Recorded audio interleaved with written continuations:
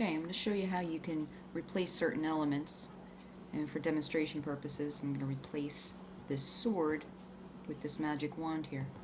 Now the good thing about this image is that first of all it's a nice high resolution, but more importantly it's got a background that's very flat. It's all white.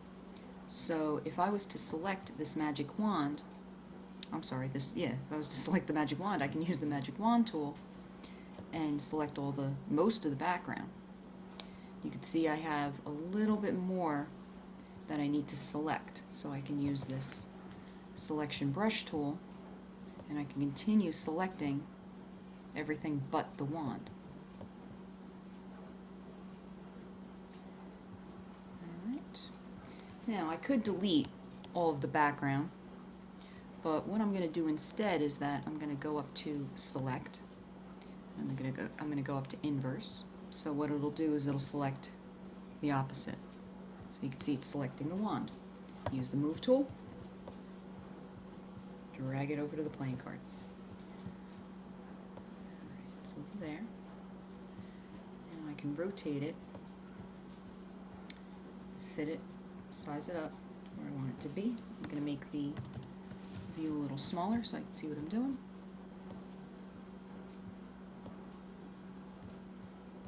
I'm going to make it a little larger than what's portrayed in the movie.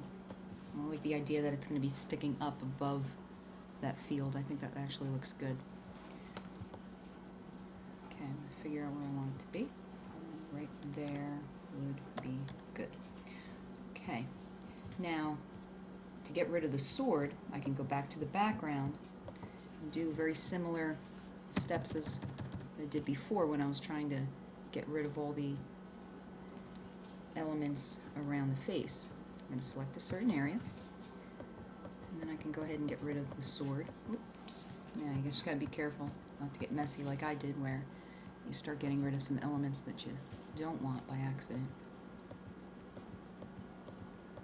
So, just keep working.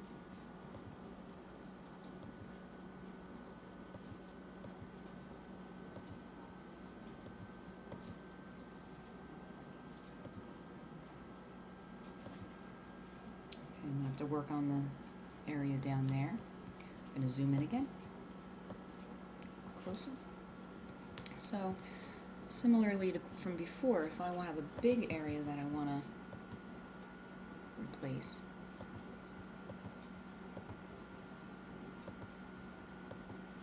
go around like this, lay via copy, it's a copy of the background. Slide that piece up here. So that actually takes care of a lot of that end of that sword.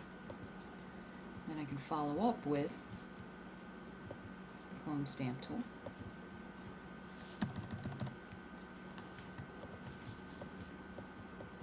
Now, the hands. There's parts of the hand that actually have to look like they're in front of the wand to give the illusion that it's being held. So if I make the wand for a second invisible, you can see that the handle of the sword is covered by the thumb and the fingers. So to create that illusion, I would have to do the same thing to this wand. So for this, I'm going to select, what I'm going to do is I'm going to select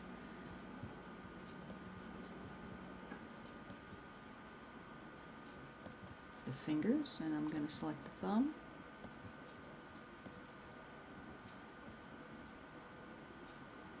Bring the wand back and keep selecting. So all that whole area, I'm going to go to layer 3, is going to get deleted from layer 3, which is the wand.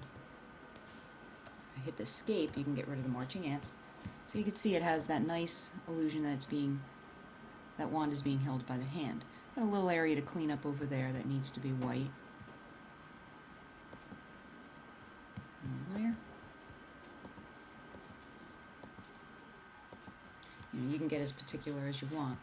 So as I said, I'm going to replace a lot of this field over here with the black. I'm going to bring this shoulder down here somehow.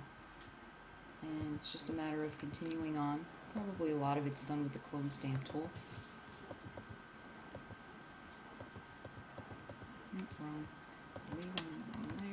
something selected. Let's try that again. Yeah. So I'm going to continue this along until behind the sword looks pretty normal. Okay, let's back up, see what it looks like. Alright, and that's going to look fine.